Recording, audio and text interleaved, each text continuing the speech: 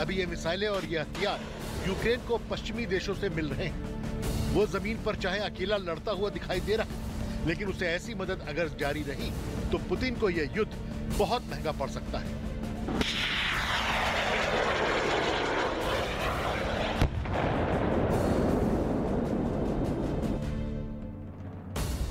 और इस वक्त एक बड़ी खबर आपको बता दें, मारिउपोल में रूस की एयर स्ट्राइक हुई है। रूस के हवाई हमले में 15 लोग जख्मी हुए हैं, 15 लोग घायल हुए हैं रूसी हमले में, जिसमें कई इमारतें भी तबाह हुई हैं। लोगों को बंकरों में छिपने के निर्देश जारी किए गए हैं। इस वक्त की बड़ी खबर आपको बता दें, रूसी हमले लगातार जारी है और अब मारिउपोल शहर में रूस ने एयर स्ट्राइक की है, जिसमें 15 लोग घायल हुए हैं। इसके साथ ही कई ऐसी इमारतें हैं जो कि पूरी तरीके से तबाह हो चुकी है। ये तस्वीर आप देखिए मारिउपोल शहर की, किस तरीके से चारों तरफ आगजनी फैलती हुई नजर आ रही है, काले धुएं का गुब्बार, और इसी आगजनी में 15 लोग जख्मी हुए हैं। इसके साथ ही आपको बता दें, रूसी हमले रुकने का नाम नहीं ले रहे हैं और ऐसे में आज 24वां दिन है, लेकिन सभी की नजरें इसी पर टिकी हुई है कि आखिर 24 दिन बाद ये महायुद्ध थमने का नाम क्यों नहीं ले रहा है। दोनों देशों के राष्ट्रपति अपने अपने कड़े तेवरों के साथ अड़िग हैं, लेकिन कई ऐसे देश हैं जो कि लगातार मध्यस्थता करने की कोशिश करते हुए नजर आ रहे हैं। बातचीत का दौर भी लगातार जारी रहा, लेकिन वो सभी बेनतीजा साबित हुआ और ऐसे में ये तबाही का मंजर चारों तरफ।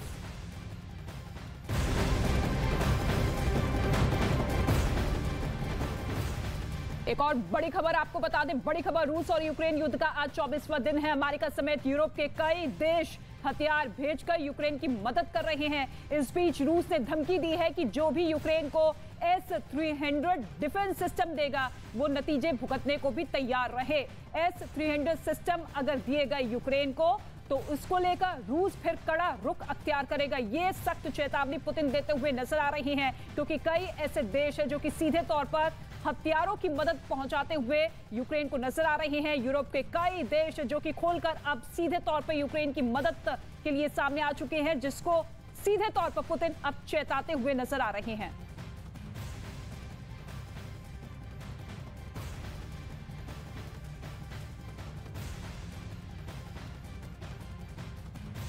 तो यूक्रेन की सेना ने दावा किया कि रूस ने काला सागर की ओर से ये मिसाइल हमला किया है और ये बताया गया है कि इस हमले के लिए KH-555 क्रूज मिसाइल दागी गई। ये क्रूज मिसाइलें करीब 3500 किलोमीटर दूर से ही दुश्मन के ठिकानों को निशाना बना सकती है। इतना ही नहीं, टारगेट को तबाह करने के लिए ये मिसाइल अपने साथ करीब 400 किलो विस्फोटक भी ले जा सकती है। कुछ दिनों पहले लवीव शहर में एक मिलिट्री बेस पर भी रूसी सेना ने इन्हीं मिसाइल से हमला किया था, जिसमें यूक्रेन की ओर से लड़ रहे 35 विदेशी लड़ाकों की मौत हो गई थी, जबकि 50 से ज्यादा लोग घायल हो गए थे। और ऐसे में अब सीधे तौर पर पुतिन का कड़ा संदेश कि अगर कोई भी देश मदद करने को राजी होता है तो फिर सीधे तौर पर युद्ध उन्हीं देशों के साथ होगा।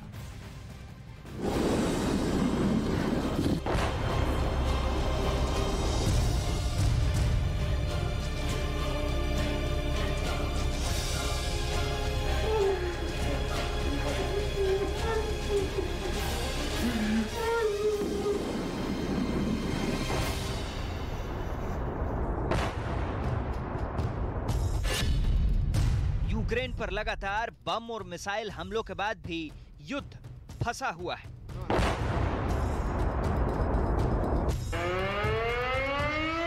चौबीस फरवरी को रूस ने जब यूक्रेन पर हमला किया था, तब से लेकर अब तक यूक्रेन की जमीन लाल और आसमान काला हो गया है। यूक्रेन में जमीन से लेकर आसमान तक मौत बरस रही है।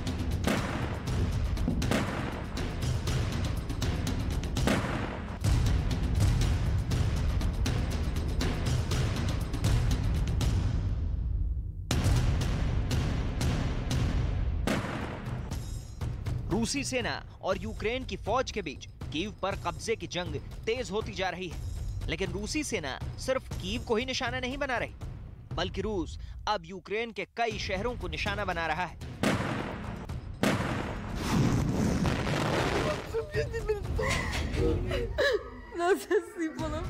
यूक्रेन के ज्यादातर शहर अब काले धुएं के गुबार में डूबे हुए हैं, तो कुछ शहरों में लोगों के आशियाने जलते दिखाई दे रहे हैं। फिलहाल यूक्रेन रूसी सेना की बमबारी और गोलियों की थर्राहट से गूंज रहा है।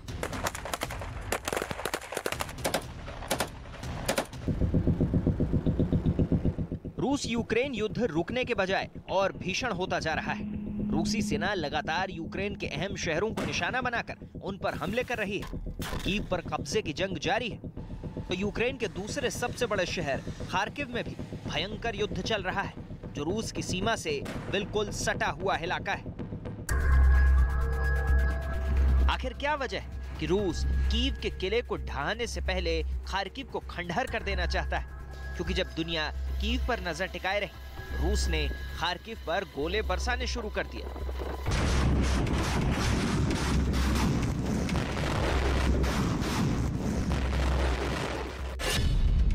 खार्किव यूक्रेन का दूसरा बड़ा शहर है। यहाँ कई सरकारी इमारतें हैं। इससे भी अहम ये कि खार्किव शहर रूस के बॉर्डर से मात्र 40 किलोमीटर की दूरी पर है। यहाँ ऐसे में खार्किव पर हमला करना ज्यादा आसान है, और यही वजह है कि खार्किव पर लगातार हमले किए जा रहे हैं। रूस के खार्किव पर हमले की एक और अहम वजह है, रूस सेना को खार्किव को अधिकार में लेना आसान लग रहा है, क्योंकि ये शहर पूर्वी यूक्रेन का हिस्सा है, जहां बड़ी संख्या में रूसी पक्ष के लोग रहते हैं। ऐसे में रूस को यह लगता है कि उसकी सेना को खार्किव की जनता का भी साथ मिल सकता है और इसे अधिकार में जल्दी लिया जा सकता है। स्वतंत्र यूक्रेन के लिए होने वाले पहले विद्रोह को उस समय की सोवियत सेनाओं ने खार्किव से ही कुचला था। ये पहला विद्रोह कीव में हुआ था। इसके बाद साल 1920 से 1934 तक यूक्रेनी सोवियत गणराज्य की राजधानी खार्किव रहा। इसलिए रूस के लिए खार्किव का एक ऐतिहासिक महत्व भी है। खार्किव को निशाना बनाने की सबसे बड़ी वजह है कि इस शहर पर अधिकार जमाने के बाद कीव की राह थोड़ी आसान हो सकती है। इसलिए रूस एक गेटवे बनाने के लिए खार्किव को निशाना बना रहा है, और अगर कीव पर कब्जा हो गया तो सारा खेल ही खत्म हो जाएगा।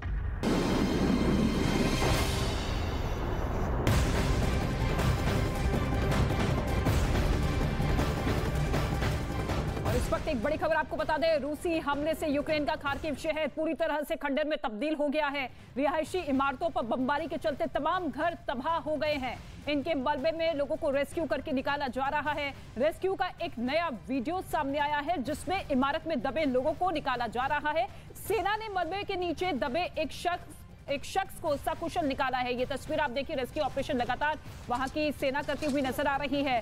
हालांकि इस मलबे में कई लोग दबे हुए थे, जिन्हें सकुशल बाहर निकाला गया है, और साथ ही साथ कई इमारतें इसी तरीके से ध्वस्त होती हुई नजर आई। चारों तरफ मलबा इसी तरीके से बिखरता हुआ नजर आया, और हर जगह इस वक्त युद्ध स्तर पर रेस्क्यू ऑपरेशन जारी है। और सकुशल एक शख्स को किस तरीके से निकाला गया रेस्क्यू टीम की तरफ से, वो तस्वीर आपकी टेलीविजन स्क्रीन पर।